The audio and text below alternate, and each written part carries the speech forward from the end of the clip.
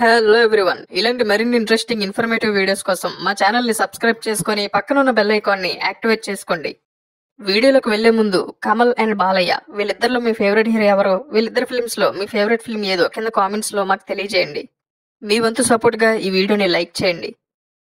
Universal star Kamal Haasan, God of masses Tollywood's all time number 1 hero Nandamuri Narasimham Balakrishna ఇద్దరూ కూడా ప్రపంచంలోనే గ్రేటెస్ట్ యాక్టర్స్ లో ఒకరు. ఇండియన్ సినిమా గురించి గనక మనం చెప్పుకోవాల్సి వస్తే ఖచ్చితంగా వీళ్ళిద్దరి పేర్లు కూడా అందులో ఉంటాయి.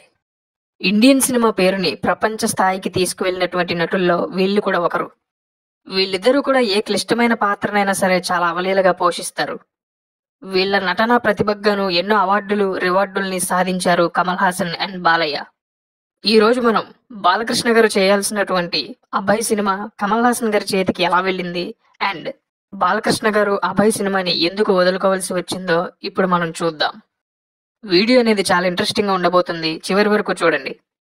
1998లో రిలీజ్ అయినటువంటి సమరసింహారెడ్డి లాంటి సౌత్ ఇండియన్ ఇండస్ట్రీ హిట్ తో బాలకృష్ణ గారు సౌత్ ఇండియాలోనే నెంబర్ 1 హీరోగా బిగ్గెస్ట్ మాస్ హీరోగా మారిపోయారు. ఇక ఈ అభయ్ సినిమా 2001లో ఆడియన్స్ ముందుకు వచ్చింది. తెలుగు, తమిళ్ అండ్ హిందీ బైలింగ్వల్ మూవీగా తెరకెక్కి ఆడియన్స్ ముందుకు వచ్చినటువంటి ఈ సినిమా మంచి సక్సెస్ ని సాధించింది. అయితే కమల్ హాసన్ గారు ఊహించిన స్థాయిలో కాకపోయినా బాక్స్ ఆఫీస్ దగ్గర డీసెంట్ సక్సెస్ ని అందుకుంది ఈ సినిమా. అయితే ఈ సినిమా కమల్ హాసన్ గారి కంటే ముందు బాలకృష్ణ గారి దగ్గరికి వెళ్ళింది. ఆ సమయంలోనే నరసింహనాయుడు లాంటి సినిమాతో సౌత్ ఇండియాలోనే మరొకసారి బిగ్గెస్ట్ ఇండస్ట్రీ హిట్ ని సాధించి ఈసారి ఆల్ ఇండియాలోనే నెంబర్ 1 హీరోగా మారిపోయారు బాలకృష్ణ.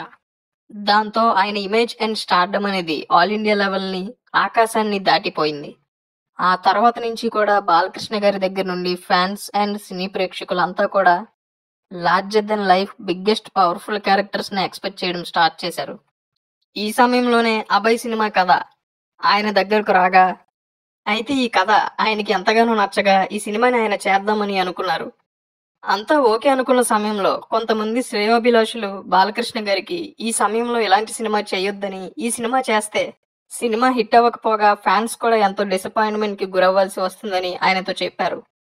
అయినా సరే ఆయన ఈ కథని ఏమీ రిజెక్ట్ చేయలేదు. అయితే ఈ సమయంలోనే కొంతమంది ఫ్యాన్స్ కూడా ఆయన్ని కాంటాక్ట్ అయ్యి, ఇప్పుడు మీ కెరీర్ పీక్ స్టేజ్ లో ఉంది, ఇలాంటి సమయంలో ఇలాంటి రిస్కీ ఎక్స్పెరిమెంట్స్ అనేవి వద్దు అని వాళ్ళు చెప్పడంతో బాలకృష్ణ గారు ఈ కథని రిజెక్ట్ చేయడంపై ఆలోచించడం మొదలు పెట్టారు. అయితే ఈ సినిమాలోని ఒక క్యారెక్టర్ కోసం పహిల్వాన్ లా మేక్ ఓవర్ అయి గుండు కూడా గీయించుకోవాల్సి ఉంది.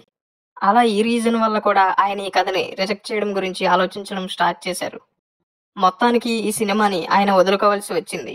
అయితే ఆయనకి ఈ కథ ఎంతగానో నచ్చినా కూడా పైన మనం చెప్పుకున్నటువంటి ఈ కారణాలు సహకరించకపోవడంతో ఈ కథని రిజెక్ట్ చేయవలసి వచ్చింది. అలా ఎక్స్పెరిమెంట్స్ చేయడంలో ఎప్పుడు ముందుండే బాలకృష్ణ గారు ఆయనకి నచ్చినా సరే ఈ ఎక్స్పెరిమెంటల్ మూవీని రిజెక్ట్ చేయవలసి వచ్చింది. అయితే ఆ తర్వాత కమల్ హాసన్ గారి వద్దకు వెళ్ళినటువంటి స్టోరీ ఆయనకి ఎంతో విపరీతంగా నచ్చడంతో ఆయన ఈ సినిమాని ప్రొడ్యూస్ చేయడానికి కూడా ముందుకు వచ్చారు.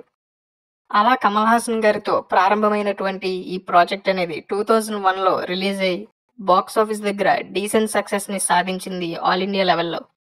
అండ్ కమల్ హాసన్ గారి కెరీర్ లో one of the best experimental works లో ఇది కూడా ఒకటిగా నిలిచిపోయింది. అయితే ఈ సినిమా ఆడియన్స్ లో కల్ట్ ఫాలోయింగ్ ని, కల్ట్ స్టేటస్ ని సొంతం చేసుకుంది. దాంతో ఇప్పుడు మారినటువంటి టేస్ట్ కి తగిన ఆడియన్స్ అంతా కూడా ఈ సినిమాని బాలకృష్ణ గారు చేసిండుంటే ఎంతో బాగుండేది అని ఇప్పుడు వాళ్ళ అభిప్రాయాన్ని వాళ్ళు వ్యక్తం చేస్తున్నారు. అయితే ఆ టైంలోనే పరిస్థితులు గనక బాలకృష్ణ గారికి సహకరించి ఉండుంటే ఈ కల్ట్ క్లాసిక్ ఫిల్మ్ లోని ఈ ఐకానిక్ క్యారెక్టర్ లో బాలకృష్ణ గారిని మనం చూసుండే వాళ్ళం. మరి బాలకృష్ణ గారు ఆ టైంలో ఈ సినిమాని రిజెక్ట్ చేయడంపై మీ ఒపీనియన్ ని అండ్ ఈ సినిమాని గనక బాలకృష్ణ గారు చేసిండుంటే ఎలా ఉండేదో మీ ఒపీనియన్ ని కింద కామెంట్ చేయండి.